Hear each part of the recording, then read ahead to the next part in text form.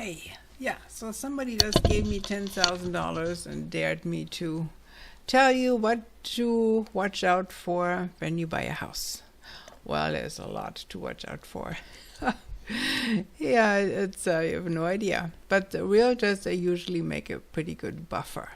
They're like a little marshmallow between the buyer and the seller. You know, they give.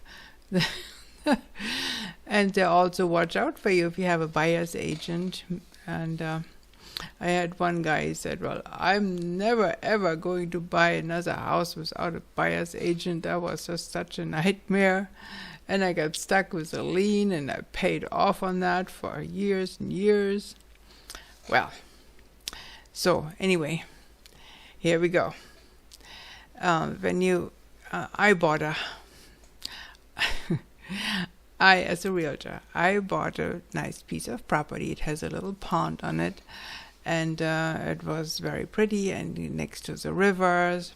So yeah, said, well, that's pretty, that's a good investment, so I'm just going to buy it. So I did. And then, of course, nobody told me. Of course, the water level is really high, so close to the river, so you can't have a basement, and if you do, it's full of water, of course. And the foundation, you have to actually sink pilings in it to even build on there. And I didn't consider that. And the mosquitoes were just eating you alive. Oh my God. Of course, the realtor who sold it to me said, oh, that's a beautiful property. Oh, so special, so pretty. Well, they also didn't tell me that there's a drunk living right next door who is kind of a nuisance. So then I wanted to sell it again. And the realtor I bought it from said, oh yeah, that property has a lot of problems, so I don't think you can get your money back out of it. So, oh, thanks a lot. Such good grief. Yeah, so more stories like that. Actually, I did sell that lot again. I sold it to another realtor. And the drunk next door was actually her uncle. So she was just fine with that. And but when they were building the foundation, and it turned into a swimming pool time and again. But I warned her about that, but they were just persistent, and they built there anyway. They finally, after shoveling it out several times, they finally get it done. So they're happy there. They just love it. Good deal. I'm a city slicker by nature, growing up in Berlin, Germany, and all that. And so I lived in big cities, and then I moved to Flagstaff, where I was also a real estate broker, and I just got started there. And my broker took me on a tour of country real estate. He said, I'm a country broker. So she shuttled me over all these dirt roads, and I hung onto the side of a Volvo. He says, oh my gosh, let me out of here. So yeah, that was kind of a challenge, but I learned to deal with that, and I bought myself an SUV where I can bounce across the roads, and I really enjoyed it. But then I found out that I was in Flagstaff that some properties don't have groundwater. And you have to haul water. You have to get a truck, and you have to get a tank, and then you go to the nearest water station, fill up your tank, and fill up your cistern at home. And so, whoa, yeah, I did not like that idea. But and sometimes the wells are really deep, so we run into this kind of stuff around here too. So we got to be careful. We have a 350 feet deep well. That's quite a ways down there. And but it pumps happily, I think 2.5 gallons a minute, and it pumps it into a cistern. So all night long it pumps water and pumps water, so that we have plenty of water during the day for the garden and whatever. but that's kind of a low rate, so it's okay.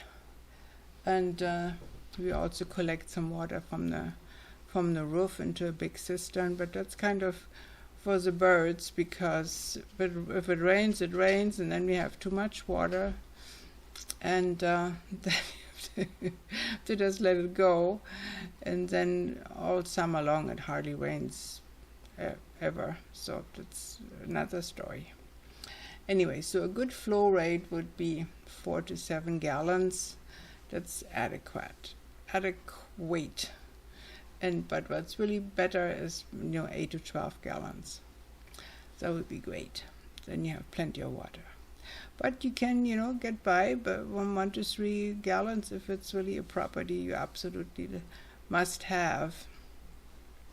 And then if you're out in the country, it would be advisable to get solar panels, at least to pump the water out of the well if it's really deep. You have our well is 350 feet deep, so you can't pump that by hand very easily. So it would be good to have electric, if you can make your own electricity for that. So that's the well story. And then, of course, you have to test the water if you're out in the country. You want to make sure you get good water. Some water really stinks because we have volcanoes around here, and if your water is full of sulfur, if the sulfur is exposed to the air, the smell goes away. But still, you need some little apparatus that does that for you. Otherwise, you have that stink in the house. You don't want that. So anyway, you got to see what kind of water there is. And if it's good water, make sure you taste the water when you go look at a house and see what it tastes like, and see if it's hard water, if they have a water softener. But you can also just buy a water softener for your shower, so when you take a shower, so your hair doesn't get all yucky. Anyway, so that's the water story. So, of course, another good idea is to check for bacteria or anything weird in the water, some minerals. Maybe you have too much arsenic in there. I think most water has a little bit of arsenic, and that's okay, but if it gets too much, it's too much. You want to make sure you get that tested too. So then we have a lot of hills around here, and I think they're pretty harmless. They're so old, I think they're all kind of settled in. But you never know. You don't want to buy a house that sits on a landslide. There were actually properties in Montana I was looking at that were sitting in the landslide, and they were anchored into the hill with gigantic steel hooks so they don't fall off. So you want to be sure it sits on solid ground. That would definitely be nice. But here you have very little topsoil because it's all hardened volcanic granite. It's pretty tough stuff. So I don't think you have much problem here falling off a hill. But well, when we first wanted to move to Oregon, we were down in California. We didn't have much time. I had a baby to nurse at home, so we just flew up here to Eugene. We drove down to Port Orford. We wanted to buy oceanfront properties. Yes. It was a beautiful lot. It was kind of sloping down to the ocean. It was very, very pretty. So then it took us 5 years to get everything organized with all the businesses and what have you, get grandma situated, and so we just anyway, finally after 5 years we were ready to move up here, and by then that bad boy ocean dared to gnaw off the property at very steep cliffs there. So so we rented a house until we were ready to build. But that's what the ocean does, so you got to be careful with the oceanfront properties. That can be hairy.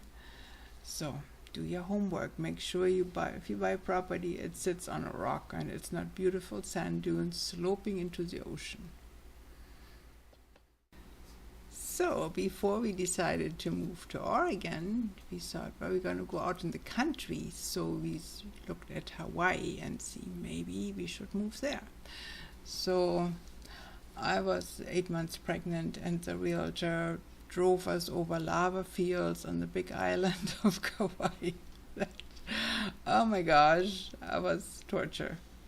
So then we flew to Kauai, which is a beautiful little garden island in Hawaii. He says, oh, this is beautiful. We should buy a property here.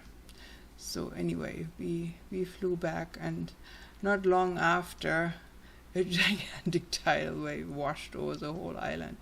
He said, well, maybe that's not a good idea. So that's when we found a little advertisement about the property in Oregon. That's how we wound up here. And so we moved to Port Orford, and we bought there is a lake in Port Orford that is Garrison Lake, and that is adjacent. There's a sandbar between the lake and the ocean, and inside of that lake is a long peninsula. So we bought the end of the peninsula and wanted to build there. And we did. And it was great for about 15 years. We had the whole end of the peninsula was densely forested. It was really pretty. Had a little walkway in there. We built a boathouse, and I took the boat every day to the ocean, and all was well for about 15 years, or even longer, about 86 to, yeah. So anyway, so one day the ocean decided it doesn't like its bed anymore. It wants to come see what the lake is all about. So the ocean washed over the sandbar, and it washed away the whole end of the peninsula, all the trees at the end of the peninsula, and our house is flooded underneath. So big mess. So be careful with that ocean. Don't get too close. Stay up high and just have a nice view. I think that is more appropriate. Anyway, well, here we are here in Rogue River, and that is quite harmless, I must say. It's very nice here. Well, another thing, if you are close to the water, anywhere near the water, you can't just have a septic tank any which way. You have to actually pump it away from the house and up into a hill. You might have to make your own hill, or if there is a hill, you have to so to speak, pump it upstairs somewhere. But that is where your well should be also. So you have to make sure the well is far enough from the septic tank. It's a little tricky to build anything close to the water. So make sure the things don't get muddled up there. And of course, you know about septic tanks and such, and they clog up easily. You have to, when you buy a house, you want to make sure that septic tank gets pumped. Get it out of there. And then I just hardly ever throw paper in there. I think paper should go in the trash. So they're handy little trash cans, and you can throw the paper in there, and then you don't have to worry so much about your septic tank and your septic field and all that stuff. Stuff does get clogged up, and also it doesn't like coffee grounds, because coffee grounds kind of oily, and so septic tanks don't like that either. So be careful when you have a septic tank. If you buy in a city, then you don't have that problem. So come to think of it, we did buy a house in a city when we moved to Montana, a little town, Red Lodge, Montana. You might know it. It's southwest of Billings, right up against the mountains. It has a ski resort. It's very beautiful. We drove up from Arizona to find a place to buy in Montana. So we drove through all of that boring Wyoming, just rolling grassy hills for hours and hours and more hours. And then we finally came around the corner into this beautiful valley full of trees and cute little town. Says, oh my gosh, this is perfect. Let's buy a house here. So we went to the nearest real estate office and said, what do you have for, I don't know, we just had a small amount of cash. He said, what can we buy for this small amount of cash? And said, well, you have two choices. You can buy this old haunted house, which is an eyesore to the neighborhood, or you can buy a little bit better house, and that's nearby, and that's it. So, okay, well, let's look at them. So of course I fell in love with the haunted house, the eyesore of the neighborhood. And so I asked my husband at that time, says, can you fix it? So sure I can, and you can help. So we both had to wait for our permits for our businesses, me for real estate and him for his airplane business. So well, let's spend the summer to renovate the house. And we didn't pay much attention to disclosures, and the home inspector, this wiggles and that wiggles. He said, we can handle that. But came to find out that the septic line to the middle of the road was collapsed. That house was so old. It was built in 1902. And so now we had to replace the septic line going to the middle of the road. That means you had to rip up the road, you had to rip up the sidewalk, and replace the septic line. So much for city living. And then we had to replace it all, replace the road, replace the sidewalk. Well, that was somewhat of an expense. And then, you want to make sure the toilet flushes all the time and not only when they show you the house. And if you get a home inspector, make sure he takes a closer look and doesn't just do that. Oh yeah, the electric outlet is falling off the wall, but otherwise all is fine. So you want to make sure you get a good inspector that actually inspects. And then it rained. No, it didn't come through the roof. It came through the basement. The basement filled up with water. Ew. So then we pumped it all out, and then we proceeded to paint the walls with some waterproof paint. There's some stuff you can smear on there, and then it makes a basement waterproof, and we didn't have any more problem after that. But that's another thing, if there is there a sump pump in the basement? Is it filling up with water? Well, something you don't see just on a walkthrough. Oh yeah, that looks nice. No, you got to make an effort and see what else is going on. And also look for termites. They just chew up some beams, and and sometimes the inspector catches that and sometimes he doesn't. So you want to be very thorough and make sure the foundation isn't cracked. That's another thing. I bought another little house in that town, and the foundation was cracked. And my husband got all wrapped around the axle.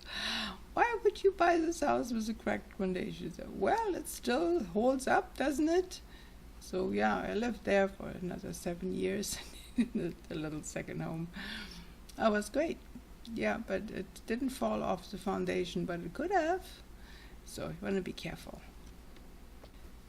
So, and another thing about an old house, it might not have insulation in the walls, and it might have a totally outdated heating system. That's what happened to our haunted house. And so I sent my little girl through all the heating ducts and pipes with a rag, and she cleaned it all out and found little toys and fun stuff. And every once in a while she threw out the dirty rag through the vent. But it was not efficient heating. We had a bill of $800 a month just for heating, and that was 25 years ago or better. So be careful when you buy an old house. There must be insulation, at least in the walls, since that would really help. Even though it doesn't get as cold here in Oregon as it does in Montana, but I don't know where you want to buy a house, but by the way, I'm a realtor. I can sell you a house in Oregon or Montana, but rather in Oregon because that's where I live. Yeah, so talking about realtor, I have made my license in 1999, and I have sold real estate all over the place, on the western states mostly, and I wrote a couple books, buying a home and selling a home, and you can find those on my website, rogueriverrealestate.com, and for the price of your email address, which will silently float to the bottom of my hard drive, you can read them. And there are a couple others, what to do when your listing expires and what to do when you get a divorce, but you'll see it when you get to my website. So, nice to see you again, so hope to see you soon in my next video. Thanks for watching, I appreciate it.